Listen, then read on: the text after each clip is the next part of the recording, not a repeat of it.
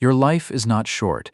You are just pouring it down the drain. This is the brutal, electrifying core of Seneca's ancient provocation, a challenge that echoes louder in our age of infinite distraction than it did in the marble halls of Rome. We are drowning in time-saving gadgets, yet feel more time-poor than ever.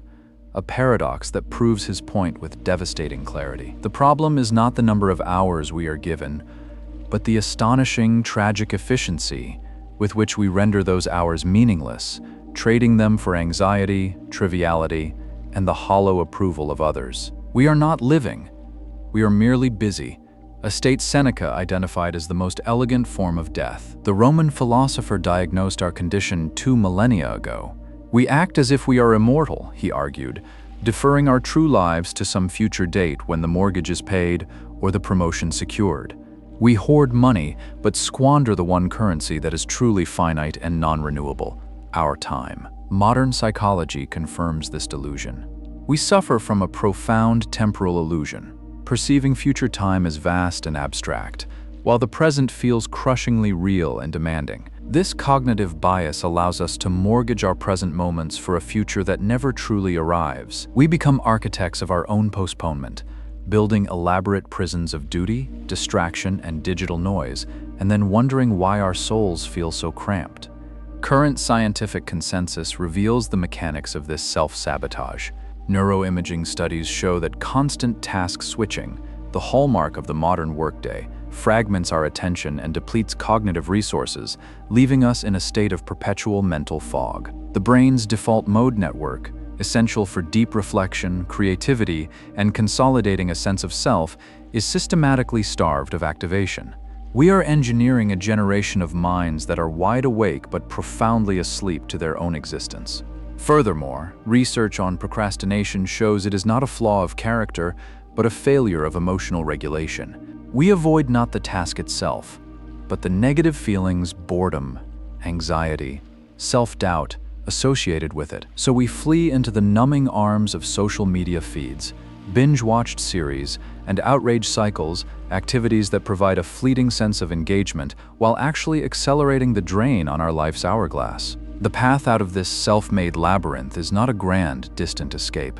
It is a series of immediate, conscious rebellions. It begins with a ruthless audit of your attention. Where your mind goes, your life follows. You must become a vigilant sovereign of your own focus. Practice the art of deep immersion in a single task, whether it is writing a report, having a conversation, or simply drinking your morning coffee. This single-pointed attention is not a productivity hack. It is an act of existential reclamation. It is how you pull your life back from the diffuse, scattered state of digital distraction and condense it into something solid and real. You must also learn to interrogate your commitments with the ferocity of a philosopher king. Ask of every demand on your time and energy, is this truly necessary?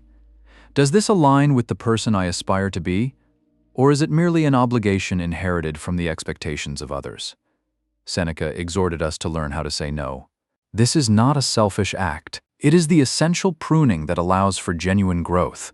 Protect your time as fiercely as you would protect your own heart, for it is the same thing. Schedule your life with intention, not just your work. Block out hours for learning, for unfettered creation, for deep connection with people who see you, for stillness. Treat these blocks as sacred, non-negotiable appointments with your own soul. Finally, you must cultivate a practice of presence. The mind, untamed, will always flee to the regrets of the past or the anxieties of the future. Modern mindfulness research, echoing ancient Stoic practices, shows that anchoring your awareness in the sensory reality of the present moment breaks the cycle of rumination.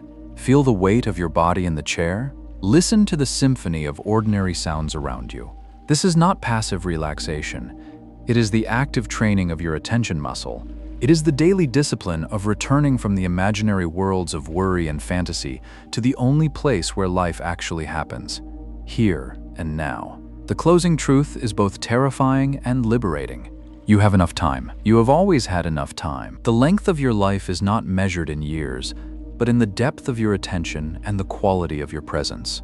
When you stop giving your life away in careless fragments, you discover a startling abundance. The hours become rich, textured, and full. You begin to live not as a passive consumer of moments, but as their conscious author.